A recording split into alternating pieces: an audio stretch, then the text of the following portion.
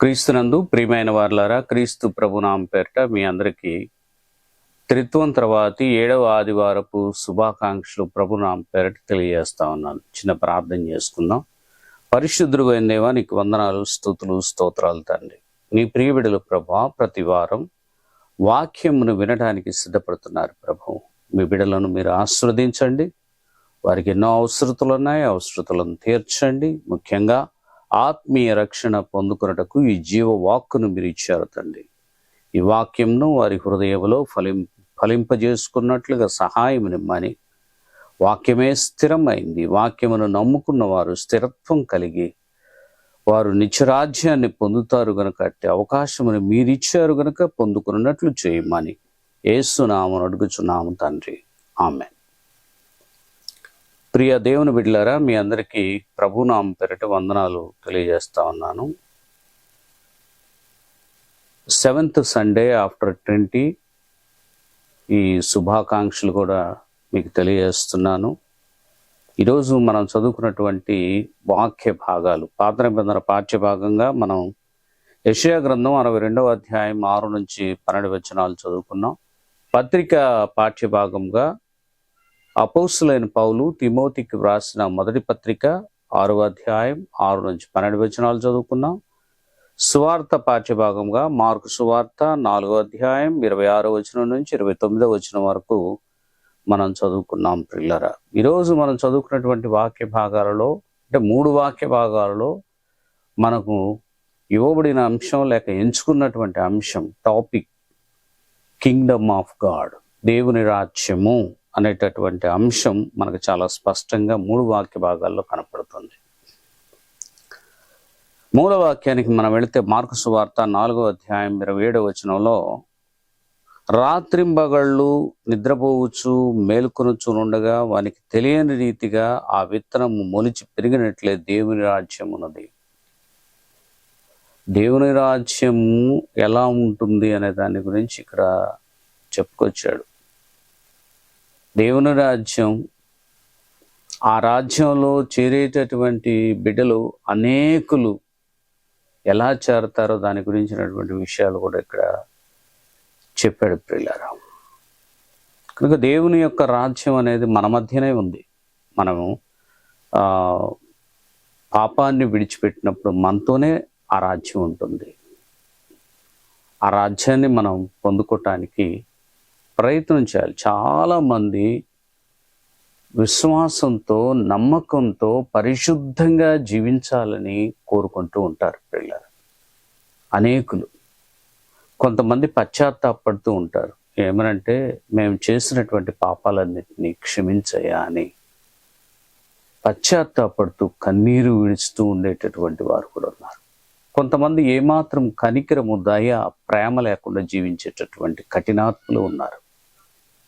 కనుక ఈరోజు అందరి కోసం ఈ వాక్యం ఇవ్వబడింది. ఏది స్థిరమైంది? భూమి స్థిరమైందా, లేక దేవుని యొక్క రాజ్యం స్థిరమైందా అనే అంశాలను గురించి ఈరోజు మనం వాక్య భాగాల్లో మాట్లాడుకుంటాం. కనుక వాక్య భాగంలోనికి మనం వెళదాం పిల్లలు. నువ్వు అసలు ఏ మార్గం ఎంచుకుంటున్నావు అనేది కూడా మనం గ్రహించుకోవాలి. ఆ దేవుని మార్గంలోనికి నువ్వు వస్తున్నావా, లేక నిత్యమైనటువంటి నశింపులోనికి వెళ్ళే మార్గంలోనికి వెళుతున్నావా అనేది ఈరోజు మనం చూసుకోవాల్సింది. ప్రతి రోజు వాక్యంలో మనం ఇది జ్ఞాపకం చేసుకోవాల్సిందంటే, ఒకరోజు జ్ఞాపకం చేసుకొని మరుసటి రోజు మర్చిపోయేది కాదు. ఇది మన జీవితాంతం అంతా కూడా జ్ఞాపకం చేసుకొని ముందుకు నడవాల్సినటువంటి సమయం ఇది. ప్రతిరోజు యుద్ధమే, ప్రతిరోజు పోరాటమే. ఇది ఒకరోజు మంచి చేసి వదిలిపెడితే రక్షణ వస్తుంది అనుకోవటం మీ పిచ్చి పొరపాటు. మనం చనిపోయేంత వరకు కూడా దేవునికి ఇష్టంగా జీవిస్తేనే మనం దేవుని రాజ్యానికి హక్కుదారులు అవుతాం అన్న విషయాలు ఈరోజు చూస్తాం పిల్లలు. రండి వాక్య భాగంలోనికి వెళదాం.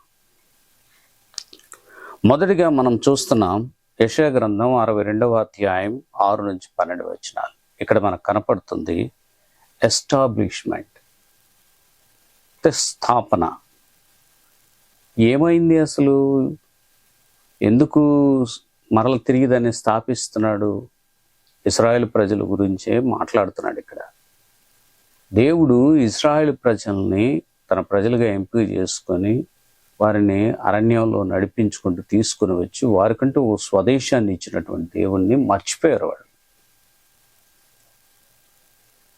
వాళ్ళు అవన్నీ మర్చిపోయి పాపపు క్రియల్లో పడిపోయి దేవునికి వ్యతిరేకమైనటువంటి పనులు చేయటం ద్వారా మరలా చెరగొనిపోయినట్టుగా మనకు కనపడతా ఉంది.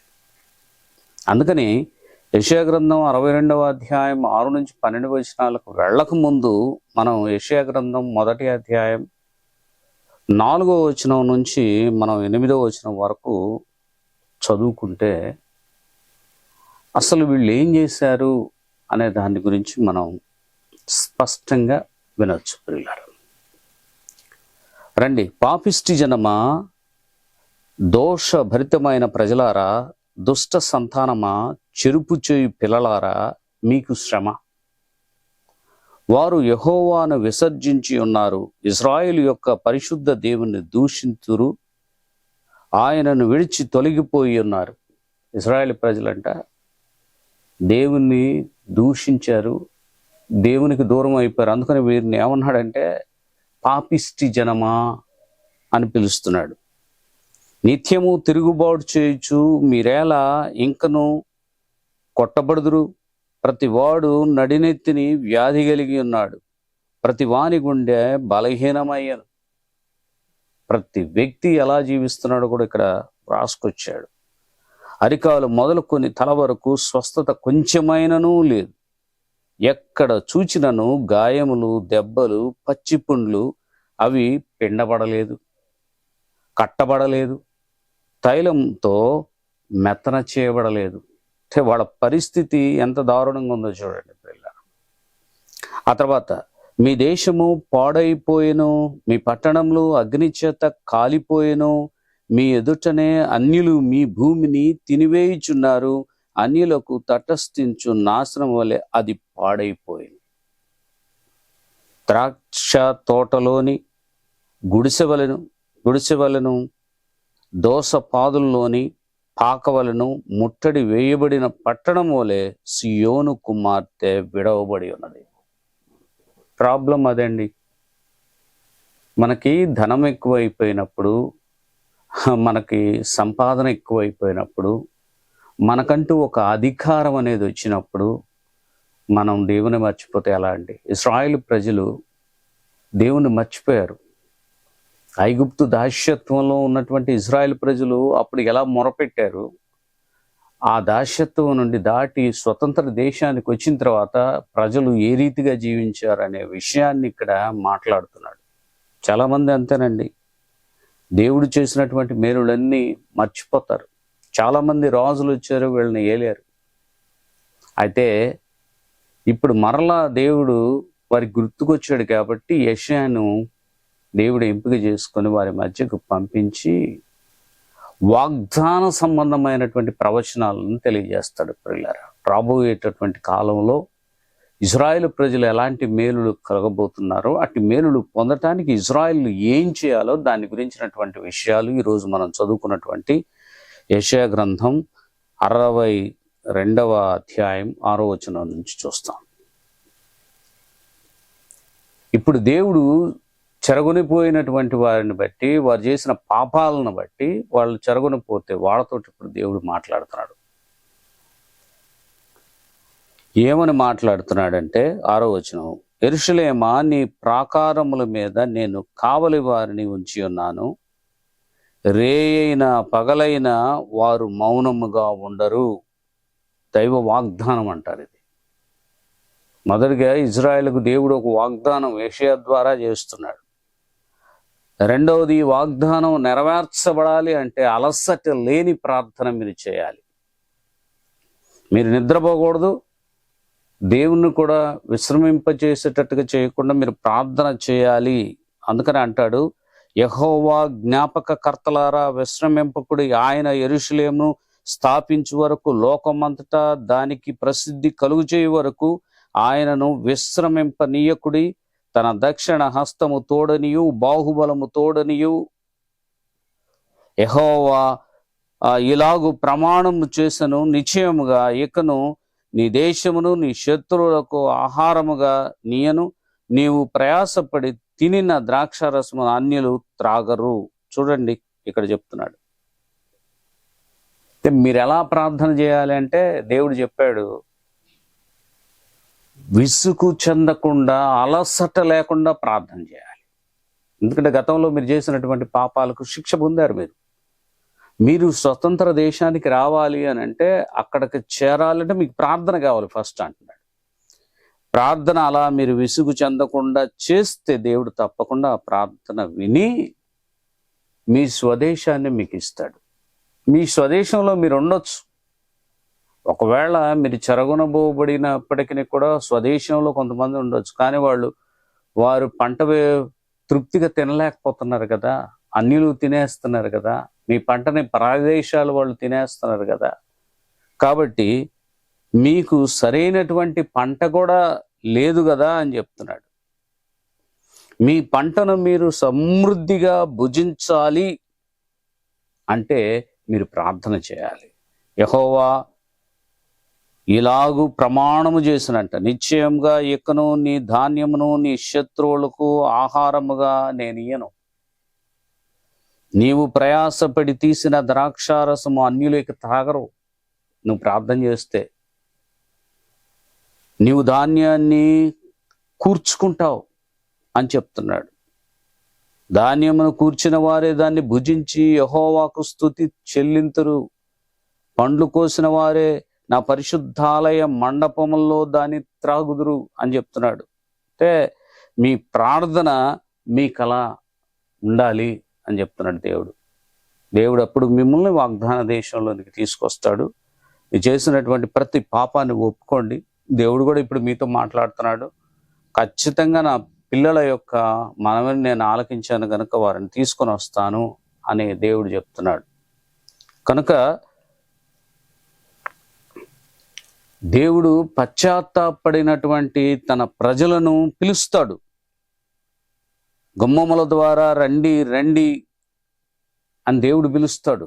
జనములకు త్రోవను సిద్ధపరచుడి, రాజమార్గమును చక్కపరచుడి, రాళ్లను ఏరి పారవేయుడు, జనములు చూచున్నట్లు ధ్వజమెత్తుడి అని దేవుడు మిమ్మల్ని అందరిని తీసుకొస్తాడయ్యా. మరలా స్వదేశంలో మీరు ఉంటారు. స్వదేశంలో మీ పంటను మీరే అనుభవిస్తారని చెప్తున్నాడు. సియోనుకు రక్షణ వైభవం వస్తుంది. ఆలకించుడి, బూదిగంతముల వరకు యెహోవా సమాచారము ప్రకటింప చేసి ఉన్నాడు. ఇదిగో రక్షణ నీ యొద్దకు వచ్చుచున్నది. ఇదిగో ఆయనిచ్చు బహుమానము ఆయన వద్దనే ఉన్నది. ఆయనిచ్చు జీతము ఆయన తీసుకుని వచ్చుచున్నాడని సియోను కుమార్తెకు తెలియచేయడు. చూసారా, రక్షణ వైభవాన్ని దేవుడు మీకు ఇవ్వబోతున్నాడు అని చెప్తున్నాడు. నూతనమైన నామకరణం కూడా ఆయన చేసి మిమ్మల్ని ఆనందింపజేయబోతున్నాడు అని కూడా చెప్తున్నాడు. పరిశుద్ధ ప్రజలనియు యెహోవా విమోచించిన వారనియు వారికి పేరు పెట్టబడును. యెరూషలేమా అతిశయింప తగిన దానమనియు విసర్జింపబడని పట్టణమనియు నీకు పేరు కలుగును. చూసారా, మీరు గనక మనసు మార్చుకొని ప్రార్థన చేయగలిగితే దేవుడు తిరిగి మిమ్మల్ని స్థాపిస్తాడు.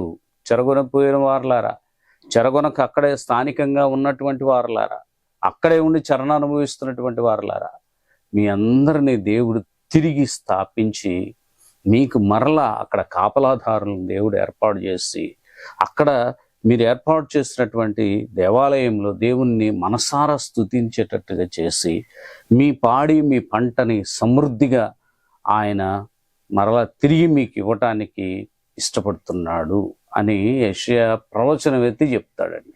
చూసారా, ఇక్కడ రెండు విషయాలు మనం చూసాం. ఒకటి, ఇశ్రాయేలు ప్రజల యొక్క పాపం, ఇశ్రాయేలు ప్రజల యొక్క విమోచన. ఈ రెండింటిని మనం చూస్తున్నాం. పాపం చేశారు, పాపం చేసినటువంటి ప్రజలు పశ్చాత్తాపడ్డారు కాబట్టి విమోచించబడ్డారు, తిరిగి స్థాపించబడ్డారు అని మనం ఈ చదువుకున్నటువంటి యెషయా గ్రంథం ద్వారా నేర్చుకున్నాం. ఇక రెండవదిగా మనం చూస్తే ప్రియులారా, మార్కు సువార్త 4వ అధ్యాయం 26 నుంచి 29 వచనాలు. ఇక్కడ మనం విస్తరణ లేక విశాలత అనేటటువంటి అంశాన్ని మనం చూస్తాం ప్రియులారా. ఎక్స్పాన్సివ్నెస్ అని అంటాం, అది మనం చూస్తాం ఇక్కడ. అవును, మార్కు సువార్త 4వ అధ్యాయం 26వ వచనం నుంచి మనం చదువుకుంటా వెళ్ళిపోతే యేసుక్రీస్తు ప్రభు ఒక ఉపమానం చెప్పారు అక్కడ. ఆ ఉపమానంలో మన పనిని గూర్చి, సేవను గూర్చి మనం అతిగా పొంగిపోవద్దు అని చెప్తున్నాడు. శిష్యులకు చెప్తున్నాడు, అక్కడికి వచ్చినటువంటి వారందరిని గురించి చెప్తున్నాడు. ఉప్పొంగిపోయేటటువంటి వారు ఉన్నారు అక్కడ, అందుకని ఉపమానం చెప్పాడు యేసయ్య. ఉప్పొంగిపోవద్దు, దేవుని రాజ్యంలోకి ఎవరు చేరతారు అని మీరు అనుకోవద్దు, ఆందోళన చెందవద్దు. ఉప్పొంగిపోవద్దు, ఆందోళన చెందవద్దు. రోజు మనం చేయాల్సినటువంటి పనిని మనం చేయాలి. దేవుడు అప్పగించినటువంటి పని భారాన్ని మనం కలిగి ఉండాలి, ఉత్సాహంతో పని చేయాలంతే. దేవుడు విస్తారంగా మనల్ని ఆశీర్వదిస్తాడు అనేటటువంటి విషయాన్ని గురించి తెలియజేస్తా ఉన్నాడు ప్రియులారా. ఇక్కడ రకరకాల మనుషులు అక్కడ చేరుకున్నారు. వాళ్ళందరూ అక్కడ ఉండగా వారితో ఈ ఉపమానం యేసుక్రీస్తు ప్రభు చెప్పినట్టు మనకు కనపడుతుంది. రండి. మరియు ఆయన ఒక మనుష్యుడు భూమిలో విత్తనము చల్లి రాత్రింబగళ్ళు నిద్రపోవచ్చు మేలుకొనుచు నుండగా వానికి తెలియని రీతిగా ఆ విత్తనము మొలిచి పెరిగినట్లే దేవుని రాజ్యం ఉన్నది. భూమి మొదట మొలకను, ఆ తర్వాత వెన్నును, అటు తర్వాత వెన్నులో ముదురు గింజలను తనంతా తానే పుట్టించును. పంట పండినప్పుడు కోతకాలము వచ్చినదని సేద్యగాడు వెంటనే కొడవలు పెట్టి కోయినని చెప్పాను. యేసుక్రీస్తు ప్రభు చెప్పాడు, తనంతట తానే పెరిగినటువంటి విత్తనాన్ని గురించినటువంటి ఉపమానం ఇది. ఇక్కడ విత్తనానికి దైవరాజ్యానికి పోలిక చెప్పబడినట్లుగా మనకు కనపడుతుంది. రైతు విత్తనం విత్తి తన పనుల్లో తాను నిమగ్నుడై ఉన్నాడు. విత్తనం దానంతట అదే పెరిగి ఆ పైరు కోతకు వచ్చేంత వరకు కూడా అది పెరిగినట్టుగా మనకు కనపడుతుంది. అలాగే క్రీస్తు ప్రభుని యొక్క రాజ్యం ప్రారంభమవుతుంది. ప్రభు కూడా అంతే ప్రారంభించారు, అది విస్తారంగా ఫలిస్తుంది అని చెప్తున్నాడు. ఇక్కడ మీరు ఒక విషయం గమనించండి. భూమిలో విత్తనం వేశాడు, రేయింబగళ్ళు దానికి చూస్తా ఉన్నాడు, ఎప్పుడు మొలకెత్తుద్దా అని చూస్తా ఉండి ఈ మనిషి అలసిపోయి, రైతు అలసిపోయి పడుకున్నాడంట. ఆ సమయంలో విత్తనం మొలకెత్తిందంట.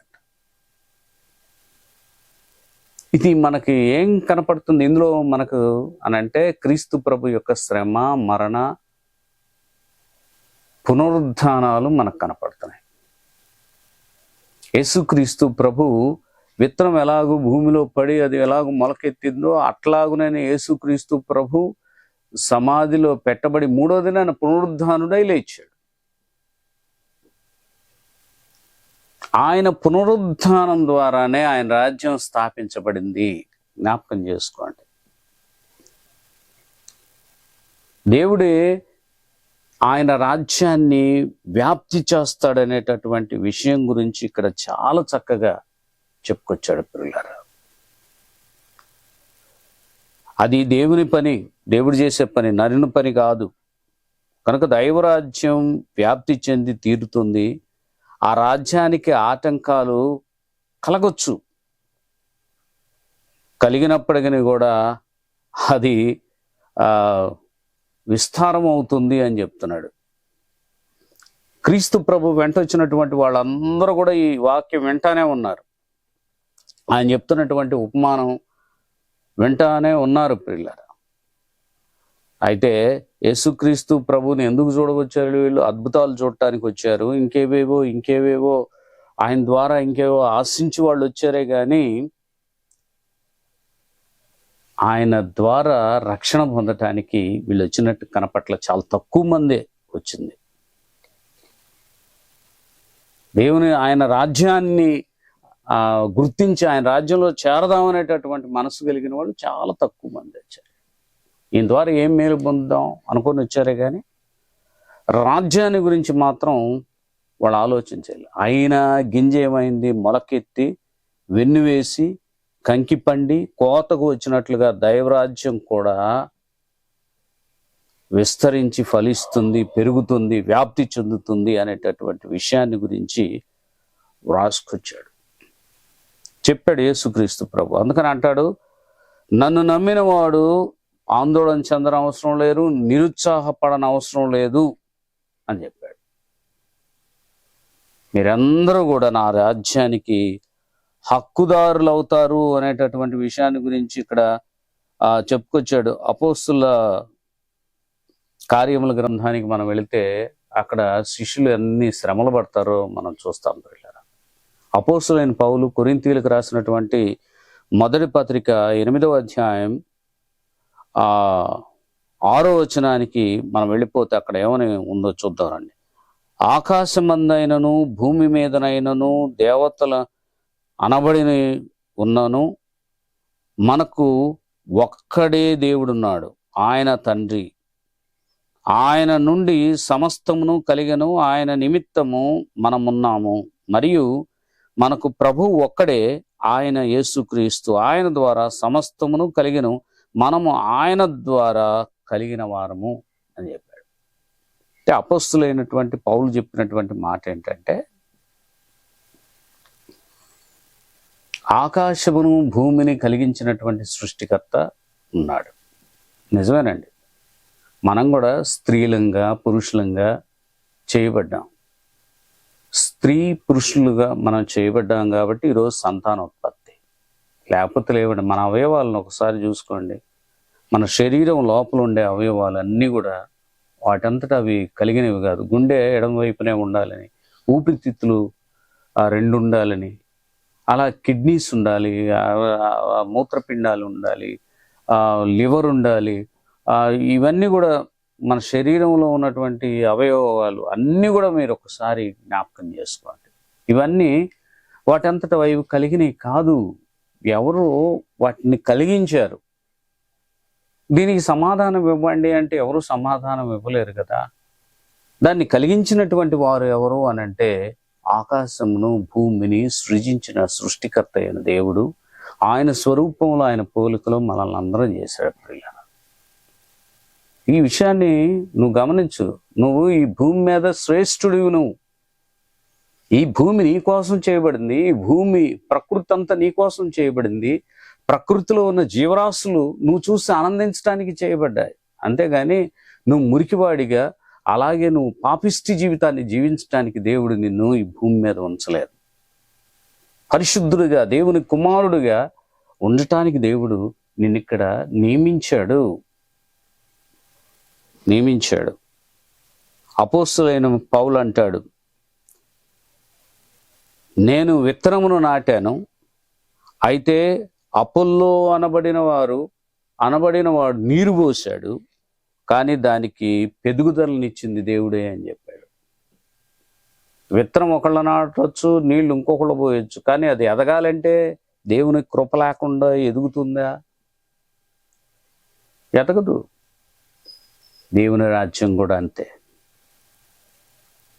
అందుకనే ప్రియులారా, మీరందరూ కూడా దేవుని యొక్క రాజ్యం చేరాలనేటటువంటి ఆ మనస్సుతో మీరు ముందుకు నడవాలని ఆ వాక్యం తెలియజేస్తా ఉంది. మూడవదిగా మనం చూస్తే స్థిరమైన.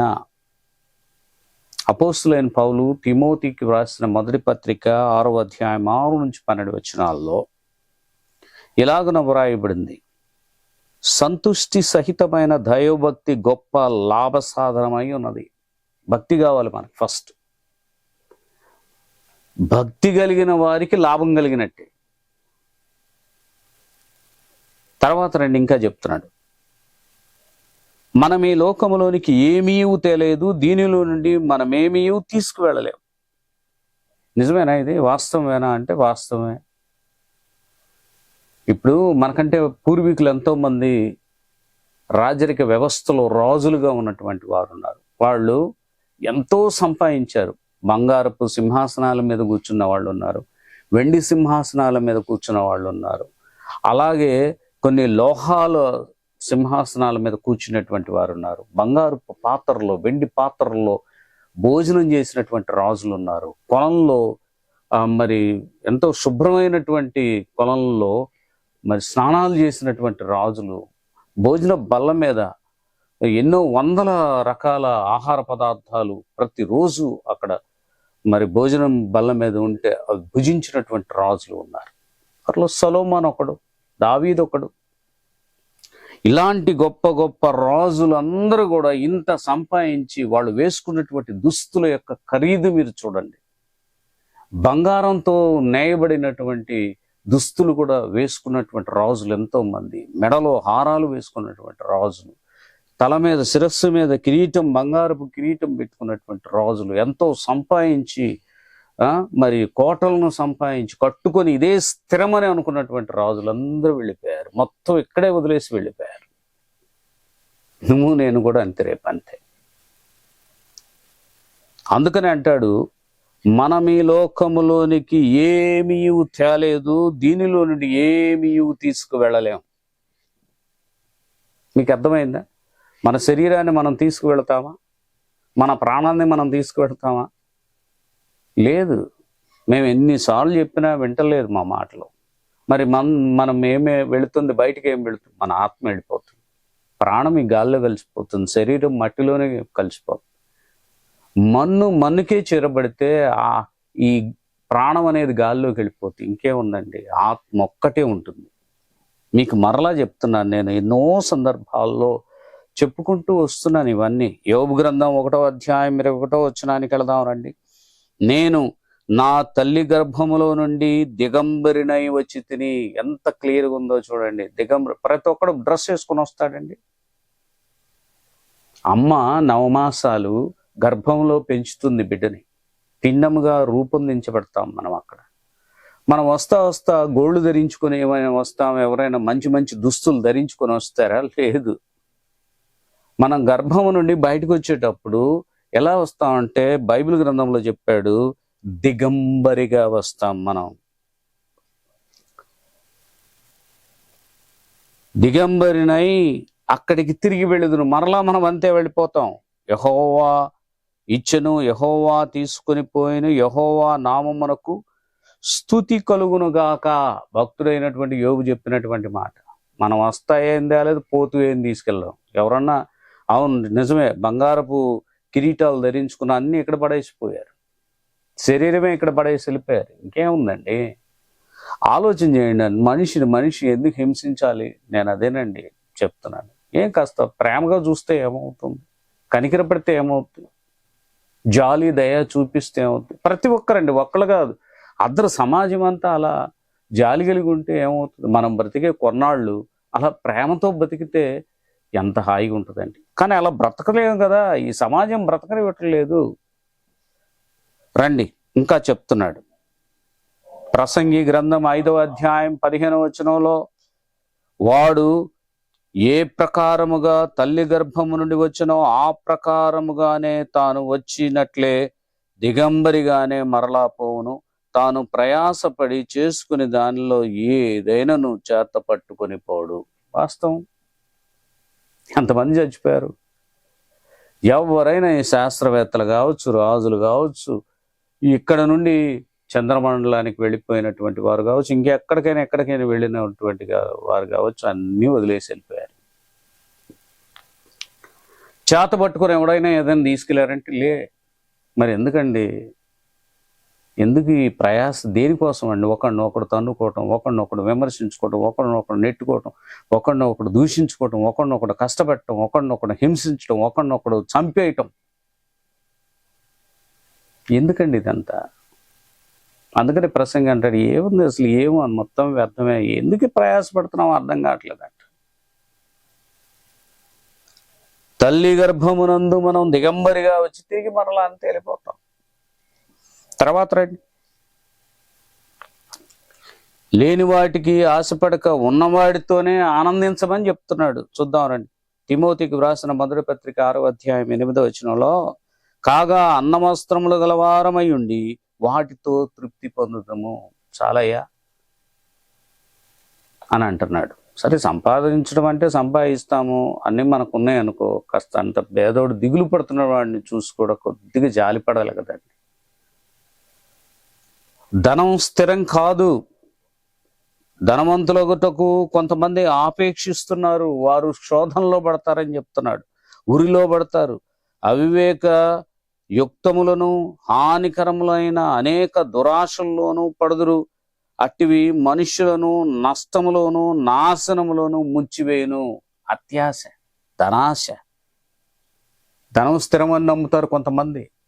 ధనాన్ని చూసుకొని పక్క నుండి పలకరేరు, గర్విస్తూ ఉంటారు.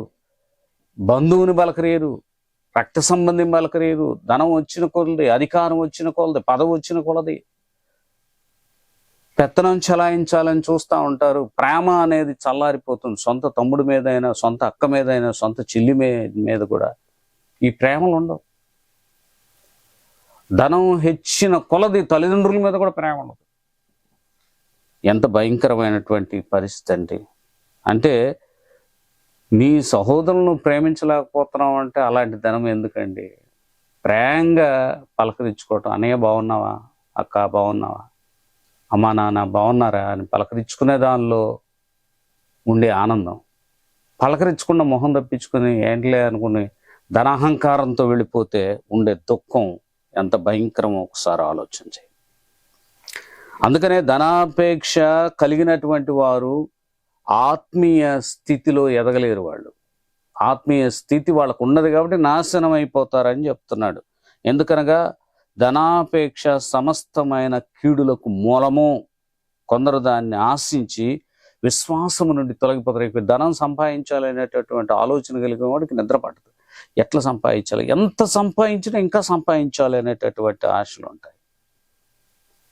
వాడు విశ్వాసం నుండి తొలగిపోయి నానా బాధలతో తమను తామే పొడుచుకున్నటువంటి వారు కూడా చరిత్రలో లేకపోలేదు. బైబిల్ గ్రంథంలో దేవుణ్ణి విడిచిపెట్టినటువంటి ఒక ఆయన ఉన్నాడు. దురాత్మను కౌగిలించుకున్నటువంటి వాడు, దురాత్మను ఆహ్వానించుకున్నటువంటి వాడు. నా శిరస్సు మీద నువ్వే ఉండు అని శిరస్సు మీద పెట్టుకున్నటువంటి వాడు ఒకరున్నారు ప్రియులారా. అతనే ఇశ్రాయేలు ప్రజల్ని ఏలిన మొదటి రాజు సౌలు. దేవుడు అతన్ని మొదటి రాజుగా ఏర్పాటు చేస్తే దేవుని మాట వినాల్సినటువంటి సౌలు అపవాది మాట విన్నాడు. అందుకని అపవాది వచ్చి అతన్ని శోధించినట్టుగా మనకు కనపడుతుంది ప్రియులారా. ఆశ పెడతాడు అపవాది. శోధన లేని జీవితం చేసి చూపించేది దేవుడు, శోధన కలిగినటువంటి జీవితాన్ని చూపించేది అపవాది. చూడండి, అపవాది ఎన్ని కష్టాలు తెప్పించాడు. ఆ కష్టాల వలన ఏం జరిగింది మీరు చూడండి. అక్కడ వాక్య భాగంలో చూస్తే తను దేవుని ఆత్మ ద్వారా బలంగా నడిచినటువంటి వాడు ఇప్పుడు దేవుని ఆత్మ పోయి దురాత్మ బట్టి హింసించబడ్డాడు. చివరికి ఏమైందో తెలిసిన ఆయన పరిస్థితి చూడండి. నేను ఆ వచనాన్ని మీకు చూపిస్తాను. మొదటి దినవృత్తాంతాల గ్రంథం 10వ అధ్యాయం 4వ వచనానికి వెళ్దాం. అప్పుడు సౌలు, ఈ సున్నతి లేని జనులు వచ్చి నాకు మానభంగము చేయకుండా నీవు నీ కత్తి దూసి నన్ను పొడిచివేయుమని తన ఆయుధములను మోయువానితో అనగా, వాడు బహుగా భయపడి అలాగూ చేయుటకు ఒప్పలేదు గనుక సౌలు తన కత్తి మీద పడి చచ్చెను. సౌలు ఆయుధాలు మోసేటటువంటి వాడితో చెప్తున్నాడు, ఈ గాయాలు నాకు తగిలిని. సరే, వాళ్ళు వచ్చి నన్ను చంపక ముందే, సున్నతి లేని ఫిలిష్తీయులు వచ్చి నన్ను చంపక ముందే నువ్వేం చేస్తావు, నన్ను కత్తితో పొడిచేయమంటున్నాడు. కానీ ఆయుధాలు మోసేటటువంటి వాడు, నేను ఆ పని చేయనయ్యా అన్నాడు. ఈయనే కత్తి మీద పడ్డాడట. తను తాను చంపేసుకున్నాడు సౌలు. అయ్యా, రాజ టీవీని అనుభవించా, ఇజ్రాయెల్ ప్రజలకు మొదట రాజుగా ఉన్నావు. ఆ వెండి పాత్రలో, బంగారు పాత్రలో భోజనం చేసినటువంటి ఈ రాజు ఏంటి దుస్థితి, ఏంటి ఇలాంటి భయంకరమైన మరణం? చూడండి అయ్యా, ధనాన్ని నమ్ముకుంటున్నటువంటి వారులారా, ధనం మనల్ని కాపాడలేదు. ధనం మన రాజ్యాన్ని సంతోషపెట్టలేదు. ధనం మన రాజ్యంలో మనల్ని స్థిరంగా నిలబెట్టలేదు. నీకు ఉద్యోగం ఉంటే ఉంది, సాటివాడిని కూడా ప్రేమించే. ప్రేమ అనేది శాశ్వతమైంది. అందుకని అంటాడు అపోస్తలుడైన పౌలు అంటాడు, దైవజనుడా నువ్వు మాత్రం ధనాపేక్ష కలిగి ఉండొద్దయ్యా, నువ్వు సంపాదించుకోవాల్సినవి కొన్ని ఉన్నాయి, నేను దాని గురించి చెప్తానంట. దైవజనుడా నీవైతే వీటిని విసర్జించు అంటున్నాడు. విడిచి పారిపో, ధనం అనేది సంపాదించుకోవాలనే ఆలోచన నీకొద్దు, దాన్ని విడిచిపెట్టి పారిపో అన్నాడు. నీతిని, భక్తిని, విశ్వాసమును, ప్రేమను, ఓర్పును, సాత్వికమును సంపాదించుకో, చాలు. దైవజనుడికి కావాల్సింది అయ్యే. దానికోసం ప్రయాసపడు, దానికోసం వెంటాడు. నువ్వు దేనికోసం వెంటాడాలి? మరలా చెప్పనా, నీతి, భక్తి, విశ్వాసం, ప్రేమ, ఓర్పు, సాత్వికం, వీటి కోసం పరిగెత్తాలి. దేవుడు చెప్పాడు. అప్పుడు అవన్నీ ధనం నీ దగ్గరికి వస్తుంది. కానీ కొంతమంది ధనం కోసమే పరిగెత్తా ఉంటారు, వారు సమస్త కీడులు పొందుతారు ప్రియులారా. ఇంకేమని చెప్తున్నాడు తెలుసా? స్థిరమైనది ఏంటి?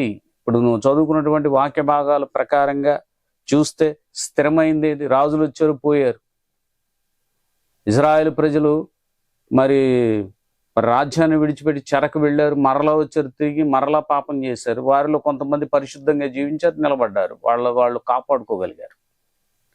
అట్లాగే యేసుక్రీస్తు ప్రభుతో చేరి వచ్చినటువంటి వాళ్ళల్లో కూడా చాలామంది అనేకులు ఆయన నమ్మారు, ఆయన విశ్వాసం ఉంచారు, రక్షణ పొందారు. మరి కొంతమంది నమ్మలేదు, వెళ్ళిపోయారు. ఇక్కడ మనం చూస్తా ఉంటే అపోస్తలుడైన పౌలు తిమోతికి రాసిన దాంట్లో కూడా ఏం చెప్పాడు అని అంటే, అయ్యా మీరు నిత్య జీవం కోసం ప్రాకులాడండి అన్నాడు. ధనం కోసం ప్రాకులాడద్దు, నిత్య జీవమే సంపాదించండి. చివరిగా మన ఫైనల్ అదే, నిత్య జీవం. దాన్ని మీరు సంపాదించండి అంటున్నాడు. స్థిరమైన నిత్య జీవం, విశ్వాస సంబంధమైన మంచి పోరాటం పోరాడుము, నిత్య జీవమును చేపట్టుము, దాన్ని పొందుటకు నీవు పిలువబడి అనేక సాక్షుల యొక్క మంచి ఒప్పుకోలు ఒప్పుకొంటివి. నిత్య జీవం అనేది పొందితే అది ఫైనల్గా మంచి పోరాటం అవుతుంది ప్రియులారా. అది దేవుని రాజ్యం, కింగ్డమ్ ఆఫ్ గాడ్ అంటే అది. కనుక ప్రియులారా, ఈరోజు మీరు విన్నటువంటి వాక్య భాగం ప్రకారంగా మనం నిత్య జీవానికి మనం దాని స్థాపనకు ప్రయాసపడాలి. రెండవదిగా మనం చూసాం దాని విస్తరణకు మనం ప్రయాసపడాలి. మూడవదిగా స్థిరత్వానికి మనం ప్రయాసపడి అటు స్థిరత్వాన్ని పొందుకుందాం. స్థిర నివాసంలో మనం అందరం ఉందాం. ఎప్పటికైనా మనం చేరాల్సింది పరలోకం. భూమి మనకు శాశ్వతమైంది కాదు. కనుక మనం ఎప్పటికైనా పరలోకం చేరాలి. ఇవి సత్యాన్ని మనకి ఈరోజు చెప్పుకొచ్చాడు. ఇంకా నువ్వు నమ్మకపోతే, ఇంకా విసర్జిస్తే ప్రయోజనం ఏమి లేదు ప్రియులారా. గతించిపోయిన వారందరూ గతించిపోయారు. మంచి మంచి సింగర్స్, మంచి మంచి వాక్యాలు చెప్పినటువంటి వారు, ప్రపంచాన్ని ఏలినటువంటి వారు అందరూ పోయారు. నువ్వు నేను కూడా పోతాం. కనుక దేవుని రాజ్యం లేకుండా, పరలోక రాజ్యం సంపాదించకుండా పోతే ప్రయోజనం లేదు. దాన్ని సంపాదించుకుందాం, మన ఆత్మకి స్థిరత్వాన్ని ఇద్దాం. అట్టి స్థిరత్వాన్ని ఇవ్వటం కోసం మనం అందరం ప్రాకులాడదాం, విజయాన్ని సాధిద్దాం. దేవుడు మిమ్మల్ని దీవించును గాక. ఆమెన్. సమస్త జ్ఞానమును మించిన దేవుని సమాధానం యేసుక్రీస్తు వలన మీ హృదయములకు, మీ తలంపులకు కావలేయును గాక. ఆమెన్. ప్రియులారా, ప్రతి వారం వాక్యం వింటున్నటువంటి మీరు వాక్యాన్ని సబ్స్క్రైబ్ చేయండి, వాక్యాన్ని లైక్ చేయండి, వాక్యాన్ని షేర్ చేయండి. ప్రియులారా, మొదటి నుంచి చెప్తూనే వస్తున్నాను, వాక్యం వింటున్నటువంటి మీరు ఈ సందేశాన్ని నలుగురికి పంపండి. నలుగురు వినేటట్లుగా చేయండి, నలుగురు రక్షించబడేటట్లుగా చేయండి. దేవుడు మీకు తోడై ఉండును గాక. ఆమెన్.